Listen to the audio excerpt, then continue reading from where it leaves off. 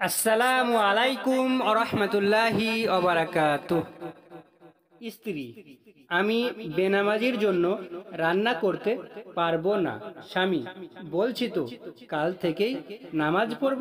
স্ত্রী: তাহলে কালকেই রান্না করব, কাল থেকেই খাবে। স্বামী: এমন করে না সোনা বউ, সত্যি কাল থেকে নামাজ পড়ব। স্ত্রী: আমিও সত্যি বলছি, কাল থেকে তোমাকে রান্না করে খাওয়াবো। স্বামী: আচ্ছা, আজ থেকেই নামাজ পড়ব। স্ত্রী: আচ্ছা, আমিও আজ তোমার জন্য তোমার পছন্দের খাবার রান্না করব। স্বামী: সত্যি সোনা বউ? স্ত্রী: সত্যি।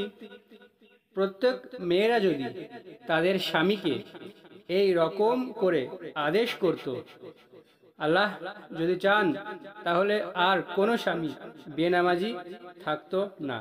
সুবহানাল্লাহ।